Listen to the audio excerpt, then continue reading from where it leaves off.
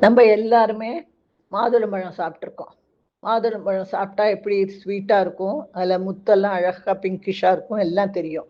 ஆனா, இந்த மாரி மாதுளம்பழம் உடைச்சு நவரத்தினம் வந்த மாதிரி நம்ம எப்பவும் பார்த்ததில்ல. ஸோ நேச்சுரலி அங்க இருக்கிறவ எல்லாருக்குமே ராஜாவையும் சேர்த்து எப்படி இது சாத்தியம்னு சொல்லி ரொம்ப ஆச்சரியப்படுறா. இப்படி ஒரு மாதுளம்பழத்துலேருந்து இப்படி நவரத்ன கல்லா கொட்டுறதே! என்ன அதிசயம்! அந்த முனிவர் பெரிய சக்தி வாய்ந்தவர். இவ்வளவு அதிசயமா பண்ணியிருக்காரேன்னு நெனச்சுக்கிறா. அப்ப ராஜா அந்த பொக்கிஷ அதிகாரிய கூப்ட்டு, ஆல்ரெடி அந்த முனிவர் குடுத்த மாதுளம்பழத்தெல்லாம் கொண்டு வாங்கோங்கிறான். கொண்டு வந்த உடனே அது எல்லாத்தையும் உடைச்சு பார்த்தா, எல்லாத்துக்குள்ளயும் நவரத்தின கல்லா இருக்கு. உடனே ராஜாக்கு ஒரே ஆச்சரியம், சந்தோஷம்.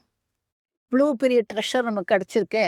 அப்படின்னு அந்த இதெல்லாம் செக் பண்ணி சோதிச்சு பார்க்க தட்டான் மாரி இருப்பா. அவ கூப்பிடுறா. இந்த கல்லெல்லாம் டெஸ்ட் பண்ணி சொல்லுங்க. நவரத்ன கற்கள் எவ்வளோ வேல்யூ இதுக்கு? ரியலா இது? இல்லன்னா யாராவது ஏமாத்தினதான்லாம் கேட்குறான். அவர் ஒரு கல்ல செக் பண்ணிட்டே என்ன சொல்றார், "இது வந்து ரொம்ப ரொம்ப அற்புதமான விலை மதிப்பே இல்லாத கல். இதுக்கு விலையே சொல்ல முடியாது." அப்படிங்கவோ ராஜாக்கு ரொம்ப ஆச்சரியமாயிடுது. சரின்னு அந்த முனிவர் நெக்ஸ்ட் டே வரத்த சொல்றாங்க. "இந்த மாரி நீங்க எனக்கு இவ்ளோ வித குடுத்துருக்கே. நான் என்ன பாக்கியம் பண்ணேன்? உங்களுடைய ஒரு கல்லுக்கு என்னுடைய ராஜ்யமே ஈடாகாது.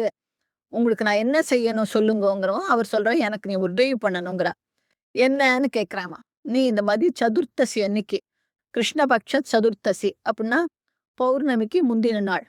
அப்ப நீ நட்ட நடு ராத்திரி நான் இந்த மாரி பக்கத்துல ஒரு துர்க்கை அம்மன் கோவில் இருக்கு. உனக்கு இங்கேருந்து கிட்ட தான்.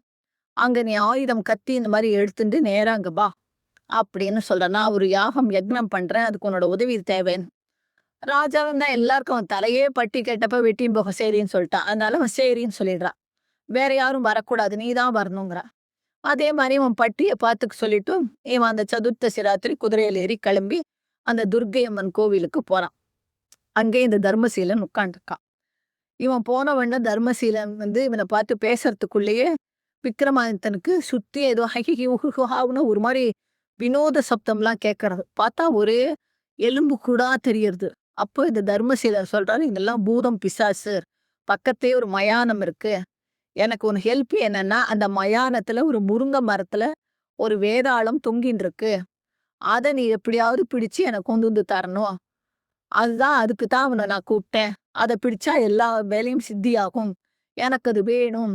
நீ ரொம்ப பராக்கிரமசாலி. ரொம்ப எல்லாம் டேலண்டட் பெர்சன். அதான் கூப்பிட்டேங்கவும் விக்ரமாதித்தன் ஓகேன்னு சொல்லிடுறான். சொல்லிட்டு உடனே குதிரையில ஏறி டக் டக் டக்ன்னு போறான். வழியில ஏக டிஸ்டர்பன்ஸ் அவனுக்கு. சில இடத்துல ஒரே நெருப்பா இருக்கு. சில இடத்துல மழை கொட்டுறது தண்ணி. அந்த மாரி இன்னும் டிராகான் மாரி என்னென்னமோலாம் அனிமல்ஸ் வருது. எல்லாத்தையும் ஜெயிச்சுண்டு அந்த மயானத்துல இருக்கிற முருங்க மரத்துக்கு போறான். போனா இந்த தர்மசீலன் சொன்ன மாதிரியே ஒரு வேதாளம் மரத்துல தொங்கின்னு இருக்கு. இவன் தான் நல்ல பலசாலி. அந்த வேதாளத்த தூக்கி தோள்ல போட்டுன்றான். போட்டுண்டு நடக்கறத அந்த வேதாளம் வந்து சிரிக்கிறது. இந்த மாரி "நீ ரொம்ப பராக்கிரமசாலி தான். என்ன தூக்கிண்டு போறேன். நான் உனக்கு வந்து யார்கிட்ட என்ன கூட்டின்னு போறியோ, போக முன்னால நான் 2 கண்டிஷன் சொல்றேங்கிறது. சரி என்னன்னு கேட்குறாங்க.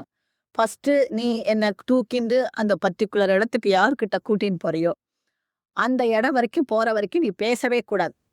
நீ வாய திறந்து ஏதாவது ஒரு வார்த்தை சொன்னாலும் நான் திருப்பி முருங்க மரத்துக்கே போயிடுறேன். அப்படிங்கிறது. சரிங்கிறவன். அடுத்து 2வது கண்டிஷன் இப்படி போறத நமக்கும் போர் அடிக்கும் அவ்வளோ தூரம் போறதுக்கு. அமைதியா போ. நீயும் பேசக்கூடாதுன்னு சொல்ட்டேன். அமைதியா போக. அதனால நான் ஒரு கதை சொல்லுவேன். கதையில ஒரு புதிர் இருக்கும். பசில். அந்த புதிருக்கு உனக்கு விடை தெரிஞ்சால் நீ சொல்லியாகணும். நீ சொல்லாம விடை தெரிஞ்சும் நம்ம வாய திறக்கக்கூடாதுன்னு சொல்லாம இருந்தேன்னா, உன் தலை சுக்கு நூறா வெடிச்சுடுங்கிறது.